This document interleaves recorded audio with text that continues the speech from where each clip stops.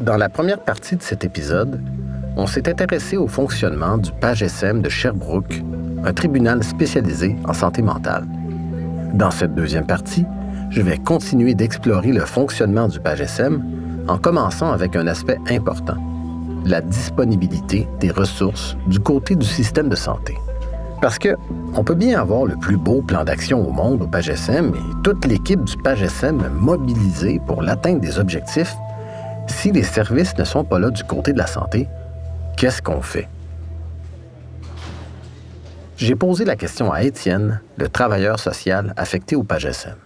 C'est ça qui devient l'enjeu de dire qu'on dépend beaucoup des ressources disponibles en première ligne ou en deuxième ligne dans les hôpitaux, dans les services psychiatriques ou dans les CLSC.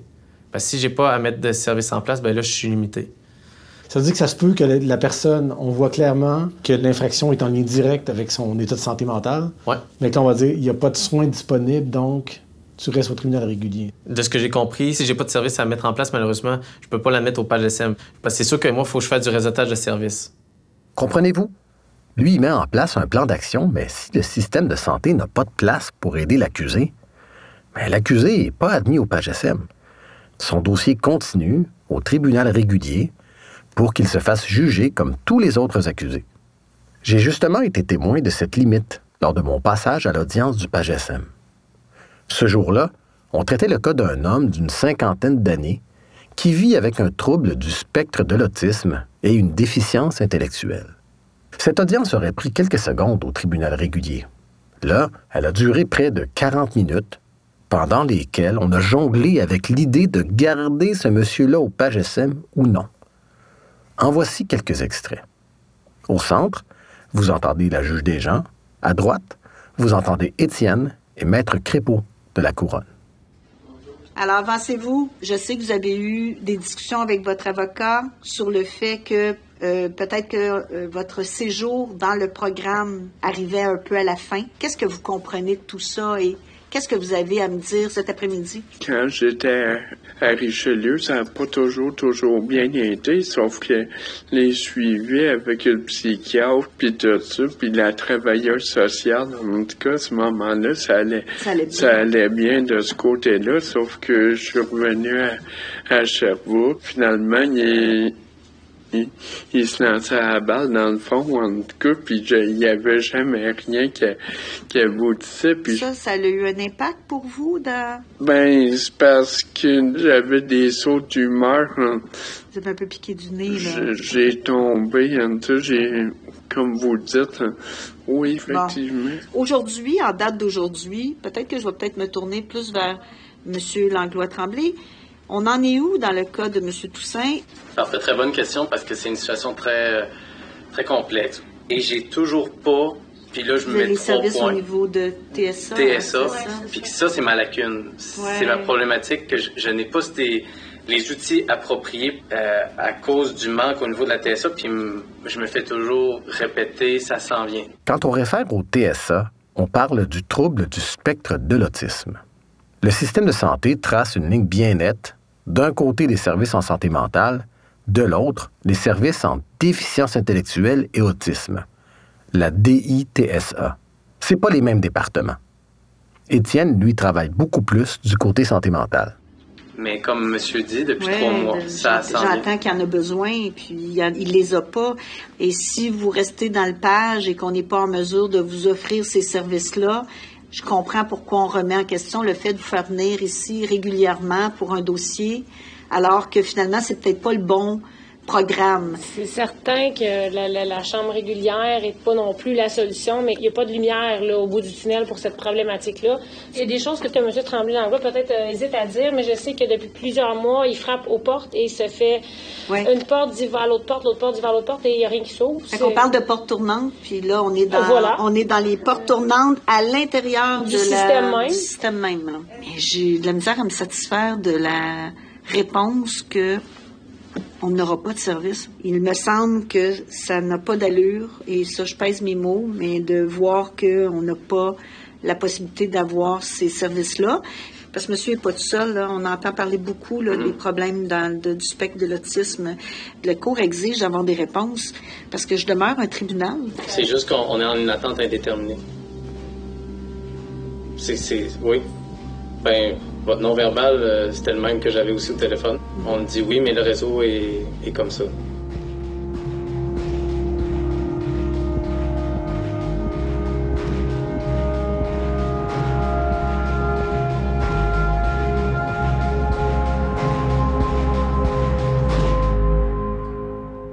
Il y a aussi qu'effectivement, vu le manque de services, comme on le dit, les mauvais comportements de monsieur se répètent dernièrement, du conflit avec les voisins dérangeant avec les gens autour de lui. Donc, gestion de risque aussi, parce que tant qu'on n'a pas de service, on n'a pas réglé la situation de monsieur qui... On comprend que c'est pas demain que ce monsieur va recevoir de l'aide pour contrôler ses comportements problématiques. Il est donc clairement à risque de recommencer. La juge fait alors une évaluation du risque qu'il représente pour la sécurité du public. Les accusations qui étaient portées contre vous, là, on va pas se mettre la tête dans le sable, là. C'était des accusations d'avoir harcelé de façon répétée le poste de police, parce que vous appeliez, là, à répétition. Après ça, en septembre 2020, vous aviez tenté de prendre une arme qui est en possession d'un policier. Bon, au mois d'octobre, il y a eu des voies de fait contre des policiers. Là, il faut comprendre que la juge est inquiète. En fait, parce que le système de santé est incapable, depuis près de 2 ans, de fournir des services à ce monsieur, sa condition se détériore et il représente maintenant un risque pour la collectivité. Puisqu'on ne va tout de même pas mettre cet homme en détention en attendant qu'il y ait des soins, la juge utilise un autre outil de son arsenal. Je vais émettre une ordonnance de remise en liberté qui vous oblige à garder la paix et d'avoir une bonne conduite. Effectivement. En tout cas, ça, à chaque fois là, que vous allez avoir une petite montée de pression, là, dites, je peux pas parce que j'ai une condition de la cour. Puis ça, si vous brisez cette condition-là, ça pourrait m'obliger à vous envoyer en prison, ce que je veux pas, là. Comprenez-vous ce que je veux dire, là? Je vous comprends, parce que vous êtes une très bonne juge, puis je vous comprends aussi. Moi, c'est important que vous me compreniez. C'est pour ça que j'utilise un langage qui est clair. OK, je sais que... Est-ce que ça, vous acceptez ça? Absolument. Bon. Oui, on espère tous qu'imposer des conditions de mise en liberté le dissuadera de faire des niaiseries, comme d'appeler au poste de police pour rien. Mais arriver à se contrôler, c'est ça, justement, sa difficulté à ce monsieur-là. Donc, en vertu des conditions de mise en liberté, si le monsieur pète une coche, les policiers pourront plus facilement le mettre en état d'arrestation et il pourrait se retrouver détenu jusqu'à la fin des procédures. Je ne sais pas si vous mesurez les répercussions possibles de cette situation. Il pourrait perdre son logement et aussi, sans doute, ses prestations de bien-être social, ce qui aurait comme conséquence de mettre en péril son fragile équilibre et de le rendre encore plus vulnérable qu'il ne l'est déjà. Et cette instabilité pourrait augmenter le risque qu'il se désorganise et pète des coches. Bref, le monsieur risque d'être aspiré dans les portes tournantes. Tout ça parce que le système ne peut pas lui offrir de soins adéquats. Vous comprenez? On est aussi obligé de constater que, même si on est en manque de ressources médicales ou sociales pour l'aider à garder son équilibre, on aura toujours des ressources disponibles pour l'arrêter, le poursuivre et le garder détenu.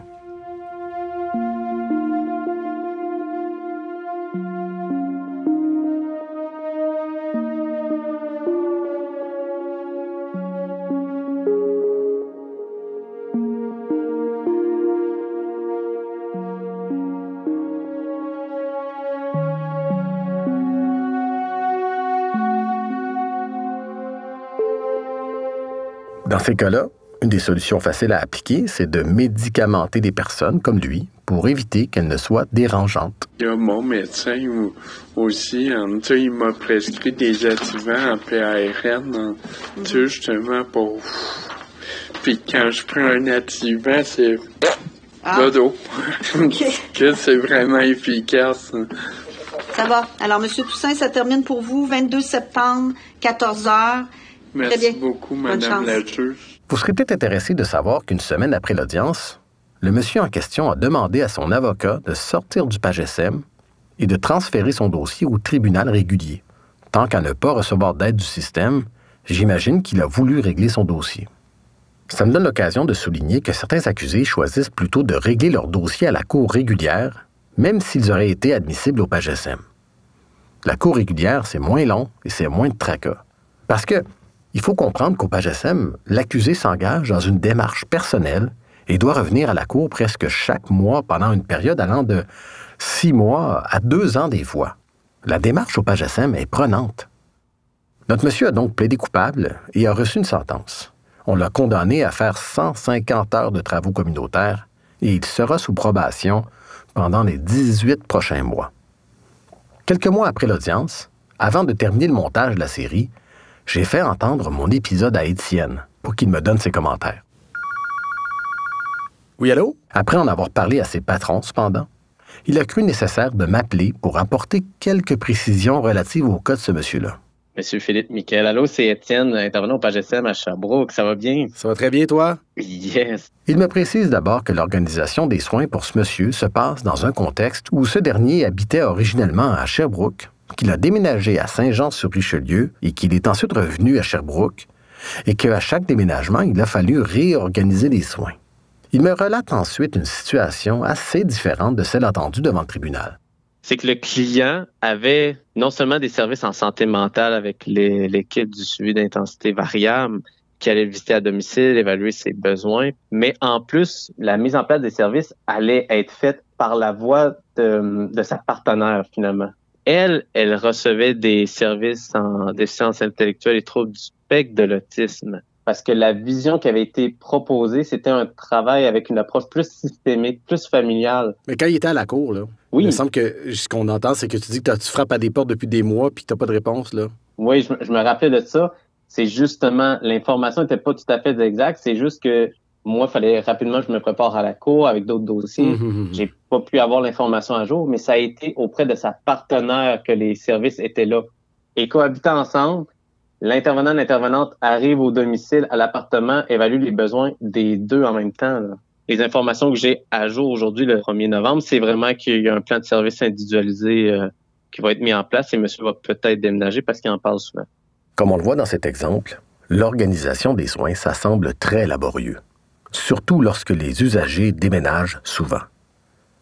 Malgré ça, j'ai bien du mal à réconcilier l'explication que me propose Étienne aujourd'hui, ce qui s'est passé sur le terrain et ce qu'on a entendu en salle d'audience.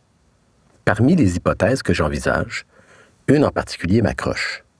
Ça se pourrait-tu que le personnel, les intervenants, soient tellement débordés qu'il n'y a pas toujours de place dans l'horaire pour lire les dossiers médicaux des usagers d'un couvert à l'autre? Moi-même, quand j'étais procureur, j'arrivais pas à maîtriser tous mes dossiers. Il y en avait trop. Il fallait des fois faire de l'à peu près avec tout ce que ça peut comporter de n'importe quoi comme résultat.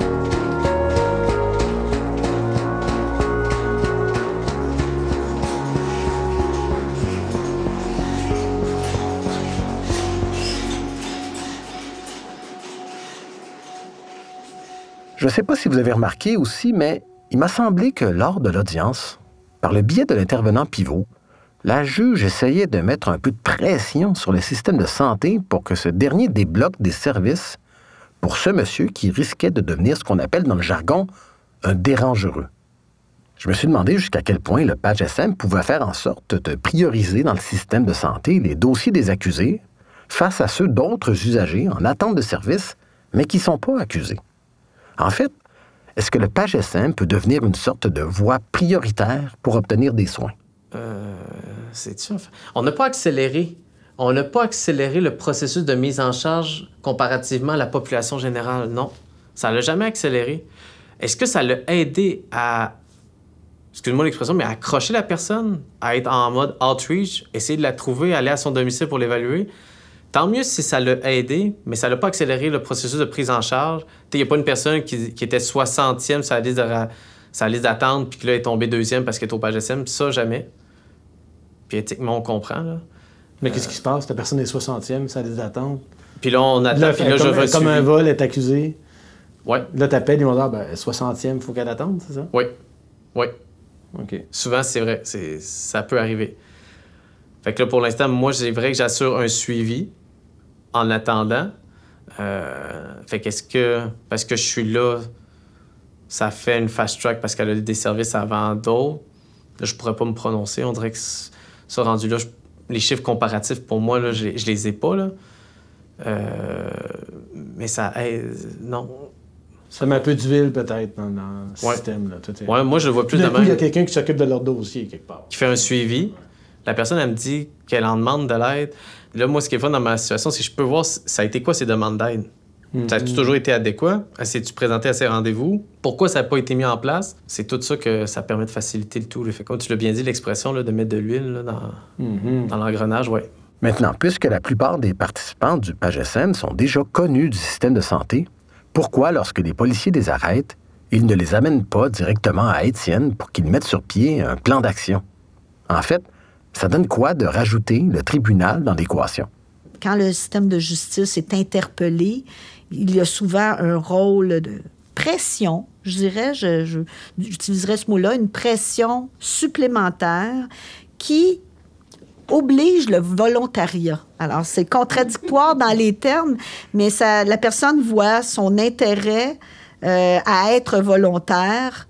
C'est cette espèce de épée de Damoclès, j'aime pas beaucoup le terme, mais c'est ça que j'allais dire, moi, une forme de contrainte qui t'oblige finalement à aligner les astres et à accepter les services. Et là, ça nous permet, si la personne était déjà dans le milieu de la santé, de façon beaucoup plus facile de lui offrir de nouveau tous ses services. En fin de compte, le gros avantage du PAGESM serait une forme de contrainte incarnée par l'autorité du tribunal. Un faux choix. Forcer la main de l'accusé, tordre le bras du système de santé pour éviter la récidive. Ça se peut pas que ce soit juste ça. Je cherche comme un maniaque dans mes enregistrements pour trouver quelque chose de plus positif que la contrainte. J'ai finalement trouvé cet extrait de la juge des gens. Au PAGE, l'accusé, il arrive dans une salle de cour où un juge a le temps de l'entendre, de lui parler. Il est considéré comme un humain et ça fait toute la différence. Voilà. Prendre soin des gens, s'en préoccuper. Imaginez, pour une personne qui a été traitée en bon à rien toute sa vie, dont personne ne se préoccupe, tout à coup, un juge lui parle. Mieux, il l'écoute. Et toute une équipe se mobilise pour essayer de l'aider. Tous les intervenants du PAGESM m'ont dit que ça, c'était un gros facteur de motivation pour les participants. Je me demande même si des fois, commettre une infraction, c'est pas quelque part un moyen d'appeler à l'aide.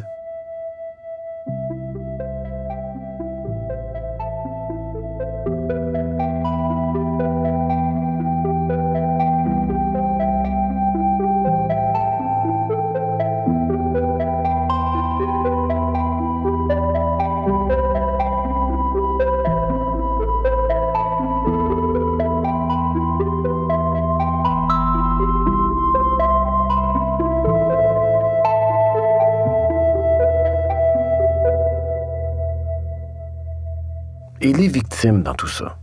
Bien sûr, c'est le boulot de la couronne de les garder informés du cheminement du dossier, mais qu'est-ce qu'elles en pensent? Il y a des gens qui vont être rassurés que cette personne-là ait cherché de l'aide. Il y a des gens qui vont réagir aussi, comme vous le disiez, en disant ça n'a pas de sens, on banalise. Alors, c'est là qu'on fait le travail de leur expliquer qu'en dirigeant cet accusé-là au programme, on banalise pas les gestes, mais on vise vraiment une réhabilitation. On vise à ce que la personne ait les outils pour ne pas récidiver. Et vous, si vous étiez victime, ce qui se fait au PAGESM, est-ce que ça ferait votre affaire? Maintenant, à part les cas où l'accusé échoue, comment ça se finit un dossier au PAGESM? L'objectif ultime à la fin du dossier, au terme de ça, ça pourra aller de l'arrêt des procédures jusqu'à toute sentence qui est non privative de liberté. Donc, c'est-à-dire qu'on évite la détention à ces personnes-là qui ont réussi le programme. Lors de mon passage au PAGESM, un des participants terminait justement avec succès son parcours. Retournons en salle d'audience pour écouter ça. Ça va? Il nous reste 2 dossiers, donc ça nous amène à M. Veilleux. Comment allez-vous? Bien, vous? Oui, vous pouvez me demander vous. Ça va bien, ça va bien. Je me souviens, entre autres, qu'à la dernière date, vous aviez peut-être enfreint une certaine règle sur le terrain du CRDE. On s'est demandé si on vous gardait dans le programme ou pas. Oui. Et là, on avait passé une entente.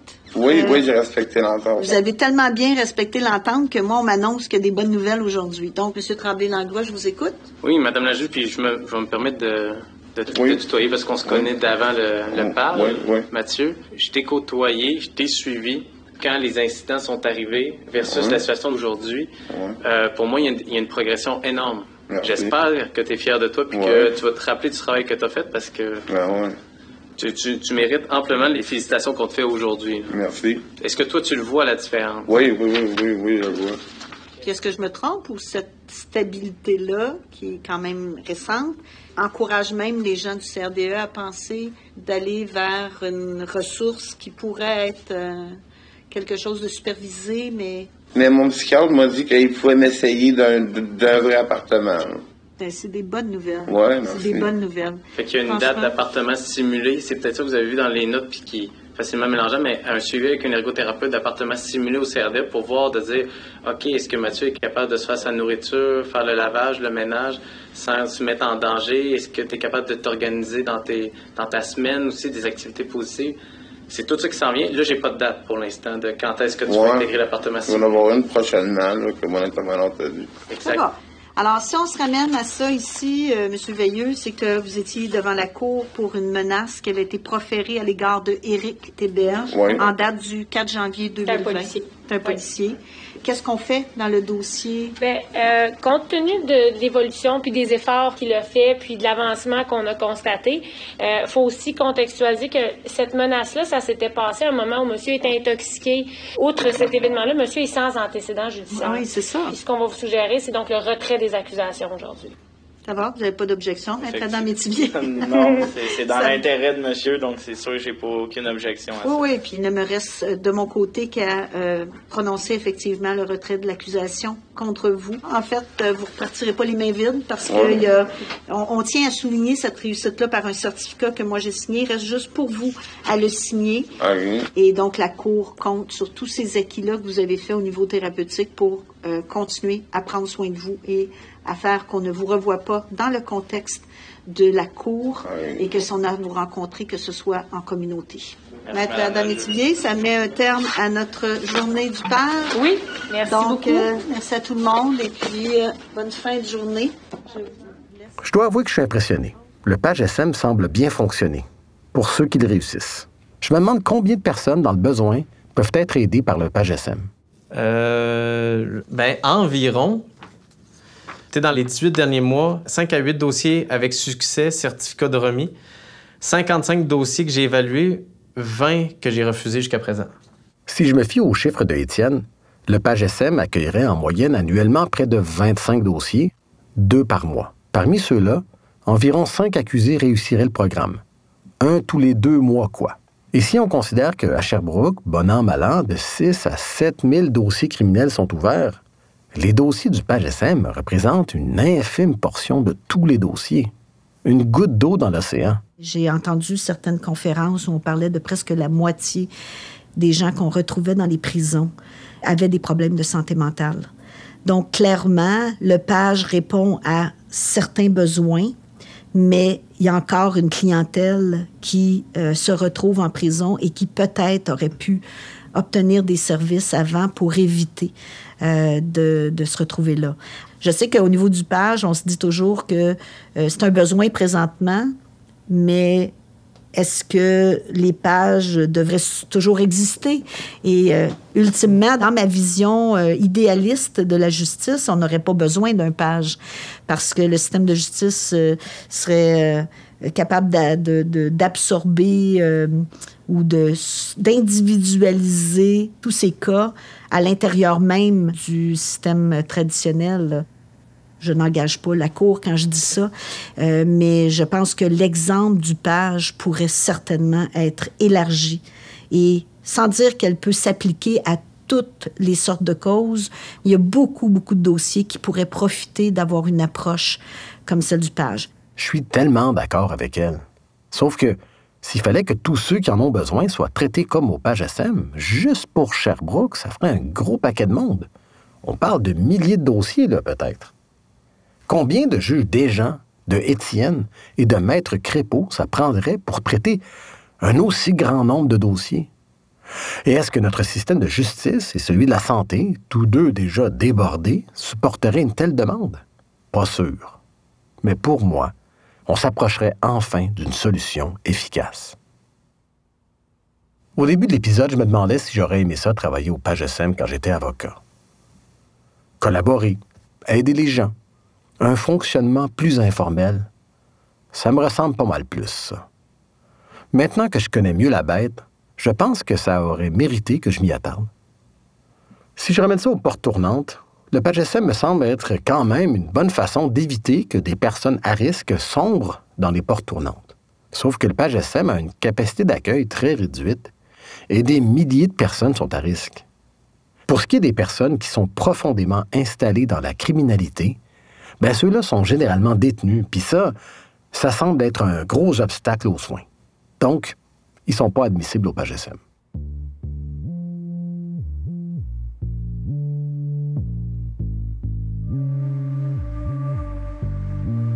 Pour en revenir à Éric, Suzanne avait raison. Sa thérapie n'aura pas duré longtemps. 1 mois à peine après la décision du juge, Éric a profité d'une sortie du centre de thérapie pour fuguer. Il s'est rendu à Montréal où il s'est fait arrêter par les policiers pour un bris de condition de son engagement de mise en liberté. On est rendu le 6 juillet 2021 et c'est un retour en détention pour lui. Le 11 août suivant, il plaidera coupable et sera condamné par la juge Danielle Côté. Oui, il est présent. Bonjour, monsieur. Je suis la juge Côté. On a Maître Bouchard qui est votre avocat et j'ai Maître Crépeau, la procureure de la Couronne, qui est avec moi. J'aimerais sûrement enregistrer les plaidoyers des culpabilités. Oui, je peux avoir les dossiers, madame, s'il vous plaît. Je recherche ma page, là. Page 3. Merci, j'étais beaucoup trop loin. Je vous condamner à 31 mois d'emprisonnement, desquels je déduis 7 mois à titre de détention provisoire, ce qui veut dire qu'à compter d'aujourd'hui, votre peine est de 2 ans. Et si vous vous investissez avec les programmes au pénitencier, je suis certaine qu'ils vont vous aider puis qu'on ne vous reverra pas. Ça va? Merci, bonne chance. Merci. Merci, Richard.